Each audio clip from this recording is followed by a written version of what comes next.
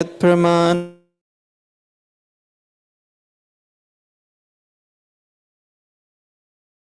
performed by a great man, common men follow in his footsteps, and whatever standards he sets by exemplary acts, all the world pursues. Text 22.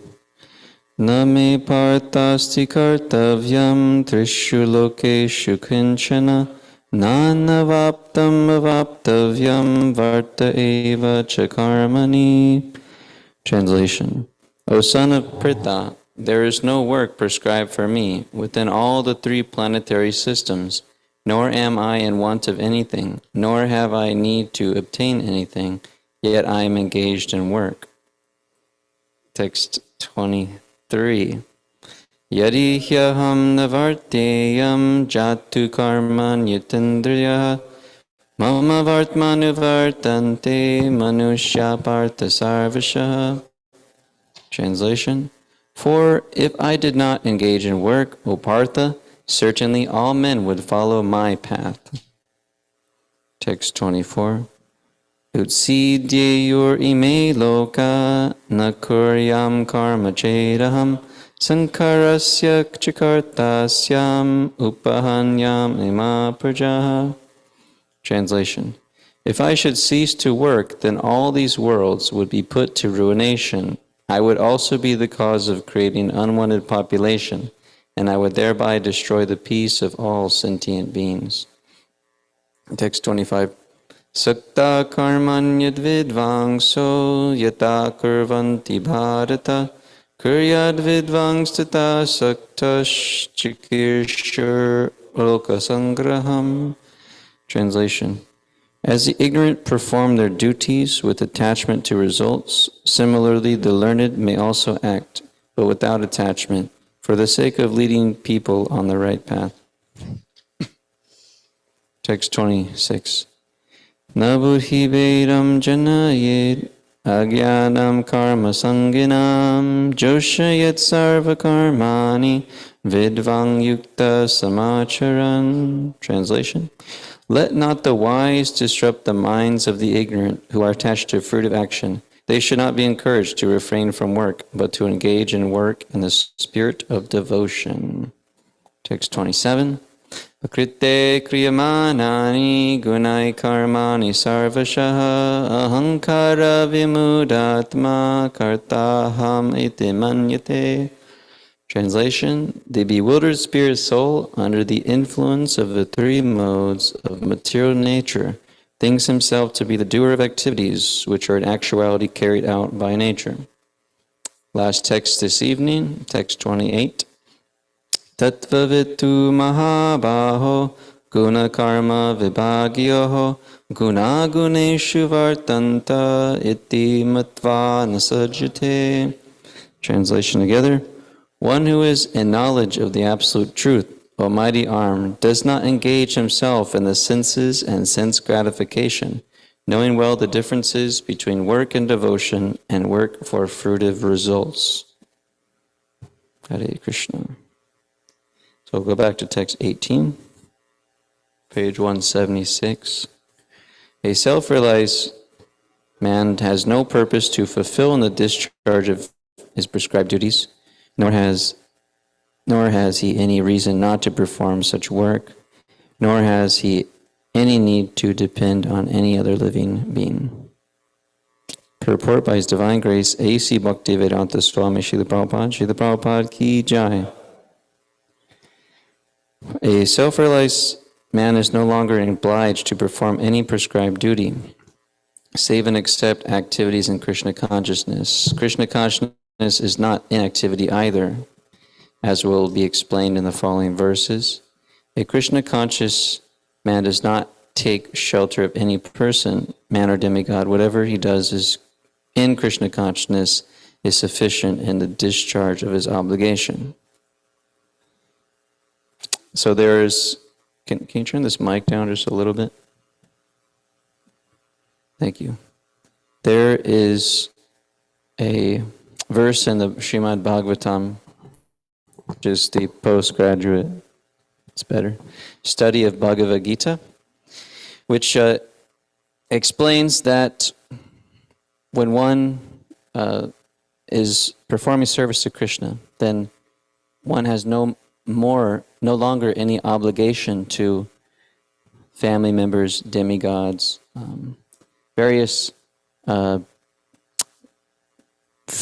could say, various factors or various persons who one is obliged to simply by taking birth in this world. So when one takes birth as a human being in this world, then one is obliged to their forefathers who gave them this body, and obliged to the demigods who are supplying the necessities of life, and they're obliged to the sages who are passing down revealed scripture and knowledge. And so therefore, these are just a few, but it's all encompassing. You know, there's so many things that we may feel obliged to in this material world. We may feel obliged to, you know, particularly the most thing that, the one thing that hits closest to home is our family, which are related to this body and mind, and in the way of biological, you know, genetics or biological heritage. And then we have beyond, you know, the body, our own body, and then we have the family, and then we have the society, the community, the nation, the world, like this. So we may feel obliged as an American. I have to act like an American, say the Pledge of Allegiance every day, which they teach us we have to do in schools. At least I did in elementary school and so on, high school, junior high. So we're pledging allegiance to a nation that is, we're related to based on the body that we took birth in, at least most people. Of course, one can, you know, immigrate to a country and they weren't born there. But anyway, so one feel obliged to be an American, so then they have, you know, one may feel obliged to go to war to defend one's country, even if the war is unjust and everybody knows. But they may have so much allegiance to the nation that they might have even overlook that fact, simply to defend the nation. Of course, we understand what is a nation, right? What actually gives a community of people or a group of people the right to say that this is my country, this is my land. When we know just a few hundred years ago, this land was not inhabited by Americans, right, that we have today, and this government was not here. There was not a people that made this social structure as a government and a society. So ultimately, everything belongs to God, to Krishna. So it's actually His. He's the supreme proprietor. So He's the proprietor of this body. He's the proprietor of the demigods. He's the proprietor of the nation. He's proprietor of everything. So when we serve Krishna, the analogy is that we're watering the root of a tree. So when we water the root of the tree, instead of just the leaves and branches, then the whole, we're watering the root, then the whole tree or plant gets nourished by watering the root. And the root is Krishna. So when we serve Krishna, you no longer have any debt to or obligation to such factors, demigods, family, etc., etc. Of course, that doesn't mean that we just neglect or don't care for or be callous towards. The main principle is to please Krishna, and Krishna wants devotional service, this science, to be spread. He wants people to come back to Him, so that may require us to satisfy such obligations in certain ways, that is favorable for our devotional service. So, for example, when somebody new comes to the temple and they join the temple, they are getting training as a brahmachari or a monk or brahmacharini.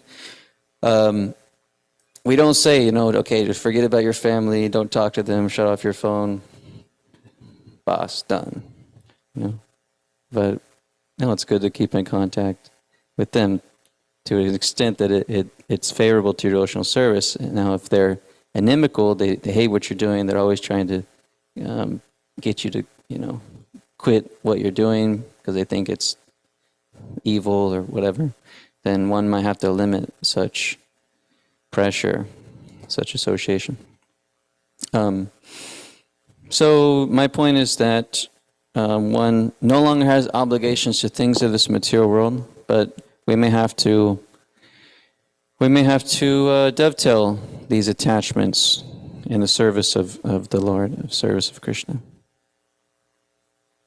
And how exactly to do that with all the intricacies of your circumstances, we have to depend on the guidance of those that are experienced. So ultimately, we depend on the guidance of one's guru or spiritual master.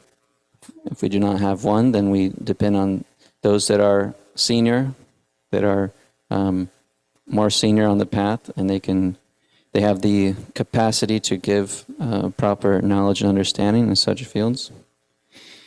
And then we can see, okay, this is how I can be Krishna conscious in my circumstances, because everyone's circumstances are different. But there are general rules of thumb.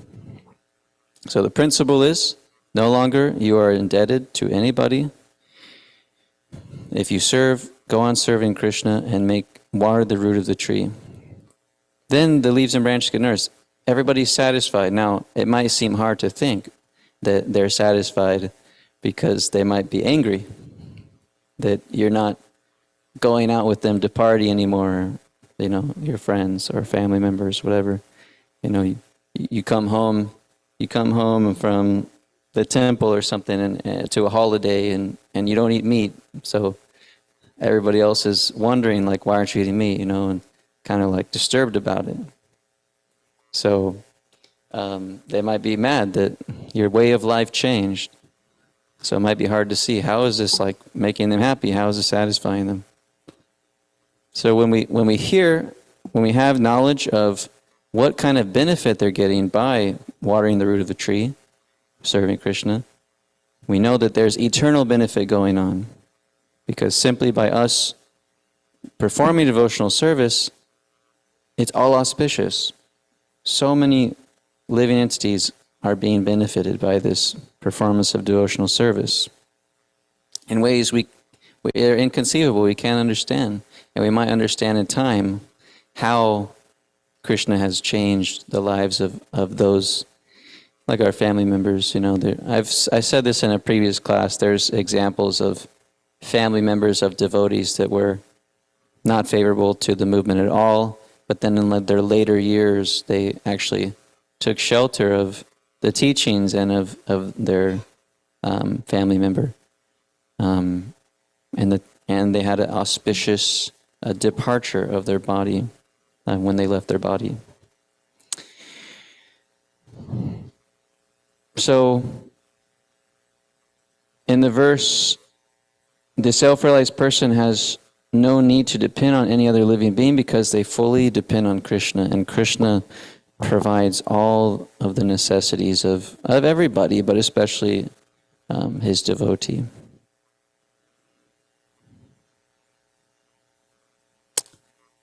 So this is some points about this verse. Are there any comments or questions on these? Yes, Mathuranath Prabhu.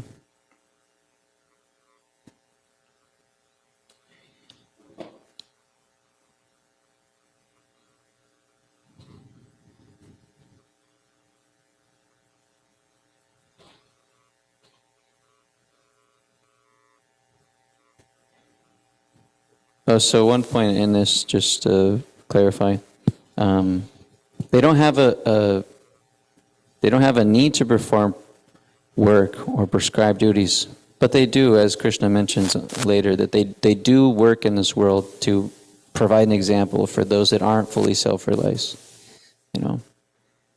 So Krishna is saying, like, if I didn't perform work, then people wouldn't know what to do, or they wouldn't know what the standard is. So Krishna, when he comes, he actually provides an example, because you think of, like, people, they look up to some leader who's providing an example to follow, just by them being an authority in a field or a leader that people look up to. And what to speak of Krishna, who's the supreme leader. So if Krishna came and he didn't, teach by example, then we would say, well, the mind will say, well, Krishna didn't do that, so I don't need to wake up early and do sadhana. Krishna didn't do that, but he did, actually. So, yes, Materna, Prabhu. Hare Krishna. So, this has been a question on my mind the past week or so. How do we know it that we're, depending on Krishna 100%, and we're not just relying on our concocted, plans that we're making in life? Because, when you come to the temple, like, of course, our plan is to depend on Krishna. Mm-hmm. You're here longer and longer in devotional service. We have senior devotees amongst us. And there comes a time where, I'm sure you think, how is it that I'm depending on Krishna? Can I be depending on Krishna more in all these different situations? Yeah. Dependence. There's some chapter in the Science of Self-Realization that says declaring dependence on God. So it's a very deep concept to depend on Krishna, because there's various levels of doing so, and amongst devotees of various advancement that might look differently, externally at least. But the whole thing about depending on Krishna, it means that we're Krishna conscious, where with mind, body, and words are all merged in Krishna consciousness and thinking about Krishna and pleasing Krishna. Now, for those that are practicing devotional service under sadhana bhakti, it is a process. So we might consciously be trying to depend on Krishna, but unconsciously we also have like ulterior motives and actions that we take. Like, for example, I might say that I'm going to depend on Krishna to speak something about, what I know or the philosophy or whatever.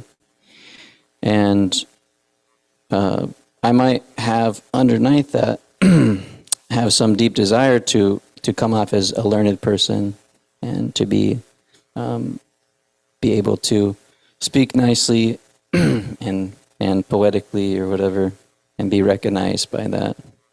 So then there's this inner motive that's, some deep attachment which might be influencing my intention, but I'm consciously thinking, depend on Krishna to speak. So we chant. So we do things which help us get into that mood, like we just chanted invocation mantras to various personalities, great teachers, Krishna, Vaishnavas, etc., in which we're trying to cultivate this mood of dependence on the great acharyas that have given us this knowledge. So that's part of our practice. It's okay, I understand I have no qualification to speak something about this subject matter, so let me give respect to those and ask for blessings. And then through that consciousness that one is developing, then I might be able to be an instrument for their mercy or their guidance. So in devotional service in sadhana bhakti, we're practicing becoming dependent on Krishna, but we're not, as neophytes, we're not there, But by that practice and by performance of devotional service, we're gradually becoming purified of all these apadis or unwanted things in the heart, which takes some time. So praying is a huge, a wonderful practice to do, which can really cultivate this mood of dependence on Krishna in our activities, always having this prayerful spirit. And these are some thoughts about dependence. It's tricky because, like I mentioned, this example of wanting to speak nicely, I might have a material background, karma, where I can memorize things easily. My intelligence could analyze things and make conclusions about things. So materially, I might seem like I'm depending on Krishna because, oh wow, this person can speak so nicely and have this great memory, so they must be God conscious. But that's not necessarily true. Like, we see people that are atheistic who have such great abilities. And of course, it's ultimately coming from, that empowerment's coming from Krishna, but we're trying to be Krishna conscious. So as neophytes, we rely more on our material opulences than to being dependent on Krishna, to be an instrument for him. And one recognizes that in time and tries to adjust philosophically and tries to practice more praying, in various ways, get better at certain, spiritual practices we're doing, like chanting and being more attentive in these fields, which all help contribute to this dependence on Krishna. So we see that the great souls, like the pure devotees of God and Krishna, they're completely dependent. Like, it's unbelievable what their mood is. And when we hear Srila Prabhupada's prayers on the Jaladuta, we see like such a materially successful and capable personality who's saying, I have no qualification, I can't do anything without you, Krishna, right? Like Srila Prabhupada is running his own business, and he was a pharmacist and knew different languages and very intellectual person. Grew up in a wealthy, like a little aristocratic family, kind of in Calcutta, and has a certain culture which is materially successful. But he's saying, I have no qualification. I'm only only by your doing can anything be done. So it's inconceivable from a material point of view. Like, how can such a person be so dependent on Krishna to do anything? But this is the mood of the devotee, and that's the realization. So philosophically, we can understand, I can't even, if we hear from the Vedas, we understand I can't do anything without Krishna's sanction. And this can be told if one is in a diseased state of physically diseased.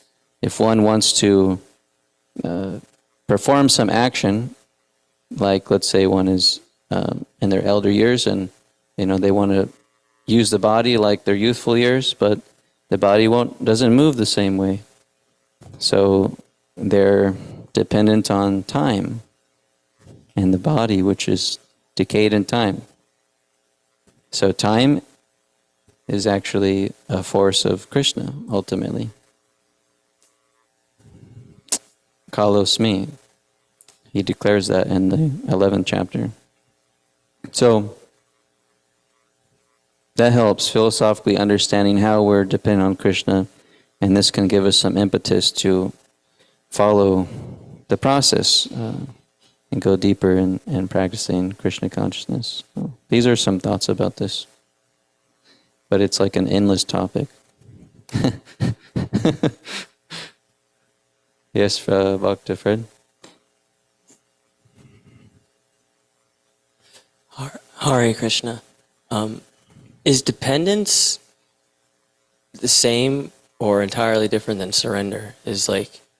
And it doesn't seem that we want to reach a certain cap of dependence or surrender. It should continuously expand and elevate. But I find it hard to actually not philosophically understand, but actually understand how to be dependent. Philosophically, there's nothing that can compare to this on paper. There's nothing that can compare to it in reality, but for a quick example, dying to come here, get here, and then just being attacked, even though I love it. So that's the conditioning. And I think I'm dependent on Krishna. I think I'm dependent, come here with all devotees, and my dependence seems to be already being attacked by Maya because there's not other things to distort me. So I'm not really asking philosophically. I need to kind of understand. And if the answer is simply just stay put and grow dependence, then that's a nice answer. But I don't actually understand dependence. I don't understand surrender to anyone. I'm terrible at it, let alone Krishna. So.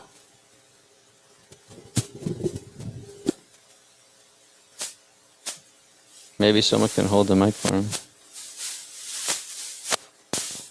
Yeah, that one would work.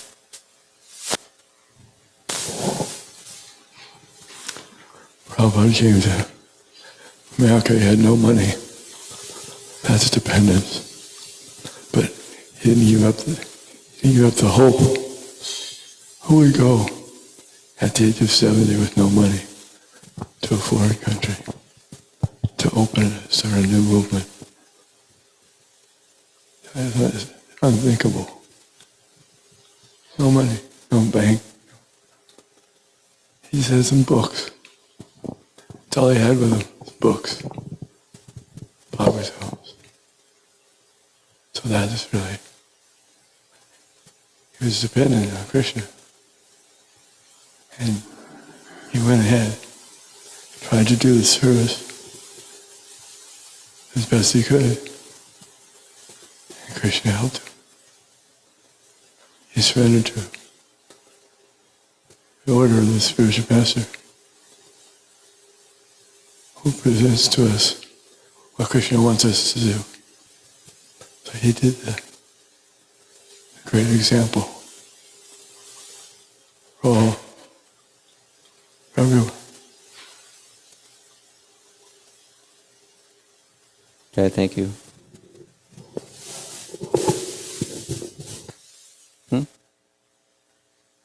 Jai. Did you get all that? Well, yeah, it's hard to hear sometimes. Magadari, would you like to repeat?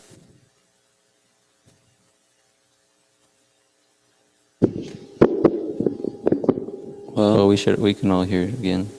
Just like the essence of Srila Prabhupada's example of what dependence on Krishna looks like.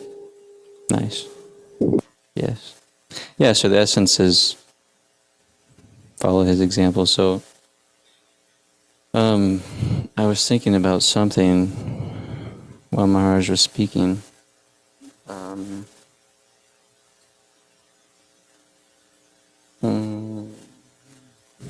I lost it.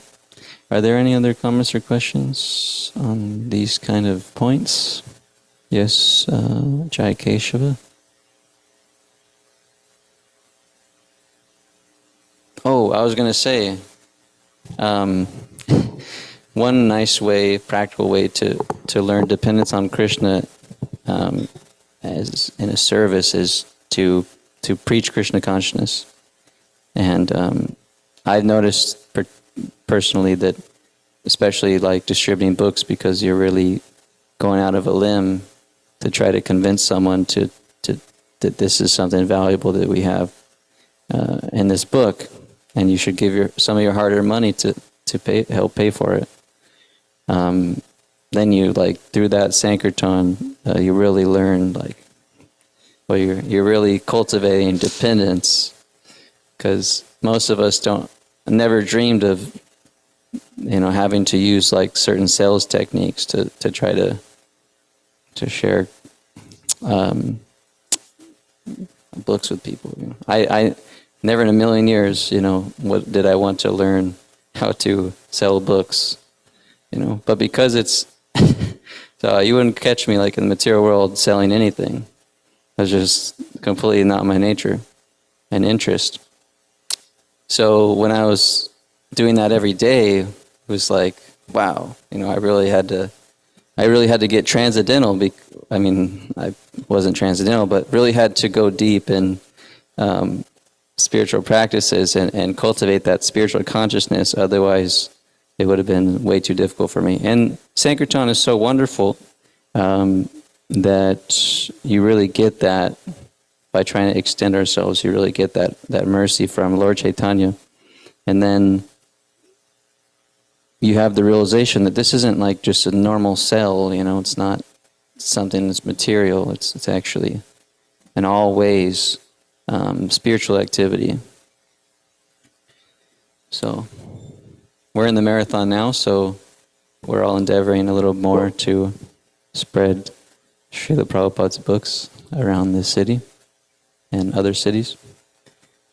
Okay, Jai Kesha. Hare Krishna, thanks for your class so far. I was just going to say kind of my, not my thoughts, but things I've heard about dependence, and it's just like following Krishna's instructions, depending on his instructions versus the instructions of your mind. So that's one point. And then, to the extent you're following those instructions, you're not satisfying your own senses, you're satisfying the senses of Krishna. So our love for Krishna can be shown for how much we're satisfying his senses rather than our own. Yeah, thank you. Okay. Yes. Service. Yes, Arya, Prabhu? Just a few supporting verses. Sarvasya chahang hridi sadivishto matak smitir jnanam apohanam cha vedaischa sarvaraham eva vedyo vedanta krid vedavid eva chaham. And Krishna says he's seated in the hearts of all living beings, and from him come knowledge, remembrance, and forgetfulness. And that's fairly all-encompassing there, and definitely shows a dependence that we might have. There's also, in the end of the 5th chapter, Bhoktaram Yagatapasam Sarvaloka Maheshwaram Suridam Sarvabhutanam Gyatva Mang Shantim Richati. And Krishna says that when there are sages that know him to be the ultimate purpose of all the austerities and the sacrifices, and the supreme benefactor and well-wisher of all the living beings, and also the Lord of the planets and the demigods, such a person attains peace from the pangs of material misery. And so that's fairly encompassing, again, all the different lokas, all the locations, right? All the demigods, the demigods are empowering our abilities. So we can see, and we've read some previous verses as well that supported that by performing sacrifice, which is born of prescribed duty, that we give sacrifice to the demigods, and in return they give us all kinds of benefits. And what was primarily mentioned there was that food is produced by the performance of rain falling. And that rain comes from various different demigods.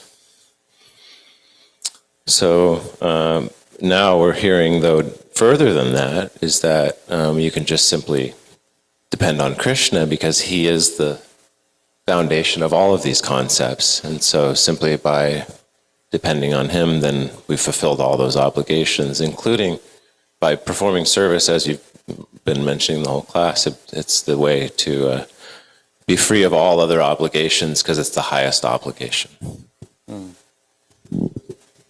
Yes. Paro Dharma.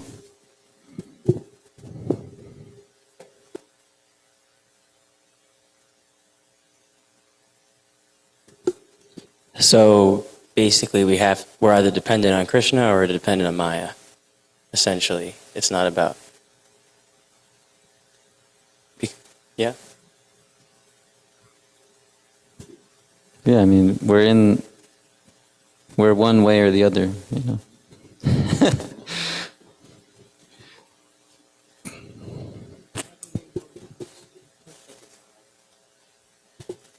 Well, okay, there was a quote that I remembered. Maya will not let go until you surrender. And maybe you can speak on where I'm remembering that from. Mm-hmm. Well, Krishna says this in the 7th chapter. Davihyesha gunamayi mama maya duratya mayametam mamevaya prapadyante mayam evam tarantite. That this Maya is very difficult to overcome. It's basically impossible, this illusory energy. But those who have surrendered unto me can easily cross beyond it. So that is the principle, is to surrender to Krishna, and you can cross beyond Maya, illusion. How to surrender, that is also a very deep concept. Of course, it's along those lines of declaring dependence on Krishna, but practical surrender is what Maharaj was mentioning, is the following example of Srila Prabhupada, the Mahajanas, who have the mood of surrender. And so their mood, and one of their main moods they have, is this dependence on their spiritual master, their guru. So everybody needs a guru. Actually, it's a Vedic injunction that one has to have a guru. So what do we do with the self-realized souls? Or the gurus? We tadvidi pranipatena pariprasena sevaya. We offer service and humble inquiries. So we ask them, we reveal our minds, ask questions, and then we apply their guidance and serve them in this way and various other ways as well. That's how one can see the truth, can go beyond this Maya, this illusion. So, yes, these are some more points. The same theme tonight. Declaring dependence on Krishna.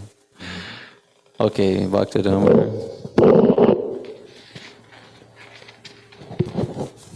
Krishna Prabhu, please accept my humble obeisances. I just have one more verse on this point, practically surrendering to Krishna.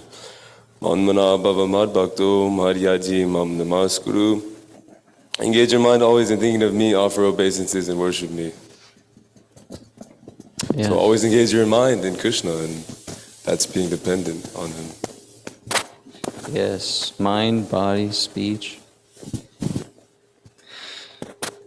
So if we're not there, which we can't expect that, we come to Krishna consciousness and one day we're performing pure devotional service on the pure platform, or we're completely purified in 1 week, or 1 year, or 10 years, whatever.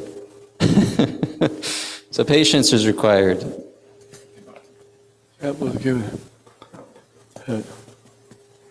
Here, you can use this mic.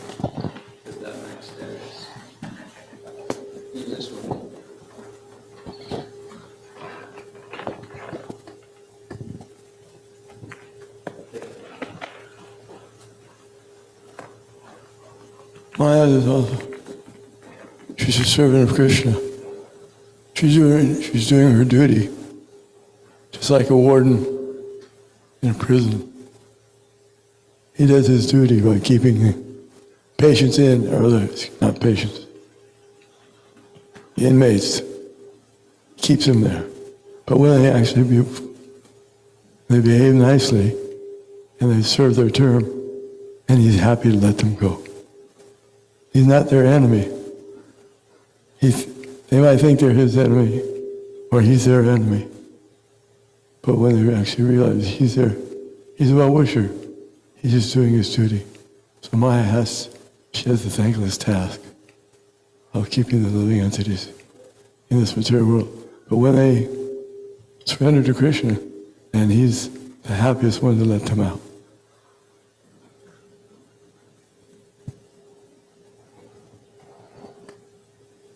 Hare Krishna Jai. Very deep topic tonight, which is wonderful. It's a lifelong meditation and cultivation, consciousness to depend on Krishna, and requires to constantly hear about Krishna and constantly hear about why we should declare dependence on Krishna, and then following examples, being with people that are depending on Krishna.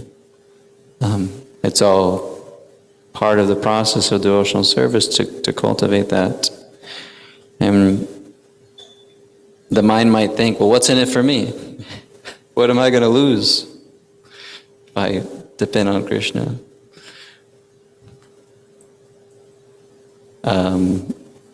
Well, you'll lose your false sense of self, which can be scary for the mind, false ego.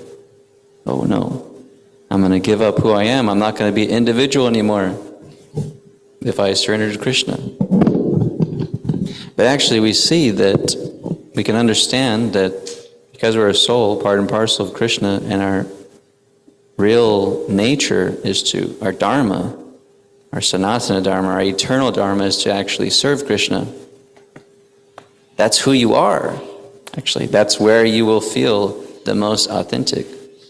You will be most situated in yourself, in your Satchit Ananda form, which is your real self, which is characterized as full of knowledge, eternal, and full of bliss or happiness.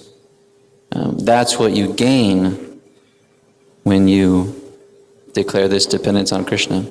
And what you lose is your material self, which is full of ignorance, temporary, and full of suffering or distress. So, personally, what we gain is so much more than anything being dependent on any other things in the material world can offer. Unlimitedly better than anything that is being offered in the material world by the illusory energy. So, we have to come to grips with that, which we might be difficult, because of material attachments, conditioning. But it ultimately, it's, in one sense, it doesn't matter in one sense how long it takes you to get there. But we know that we're on the path, so we're getting there. And of course, we want to get there quickly because we don't want to suffer in the material world. We don't want to loiter in the material world. But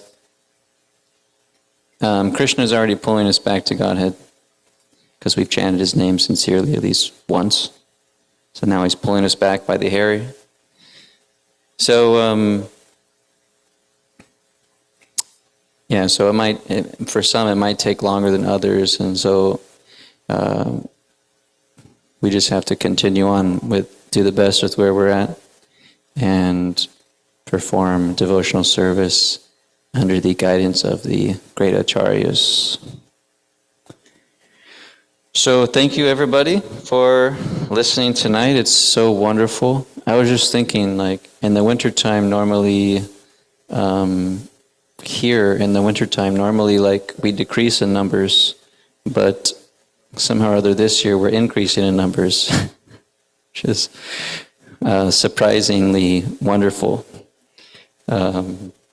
So it's wonderful that so many devotees are here chanting and dancing wonderfully in kirtan, and that the ecstasy is increasing because more devotees are coming to offer service to Krishna. It's very, very enlivening. But then by each other's association, then we gain so much inspiration to depend more on Krishna. Wow, this person is chanting so nicely, dancing so nicely for Krishna. Let me do that too. They're distributing many books for Krishna, depending on Krishna, going out in the cold. Let me depend on Krishna more in my services, and also try maybe do that too if I'm not doing that regularly like this. So it's a wonderful atmosphere. So thank you all for being here and contributing to it. And let the good times roll. Srimad Bhagavad-gita ki jai, Srila Prabhupada ki jai, Gaur Premanande Hari Hari Bol.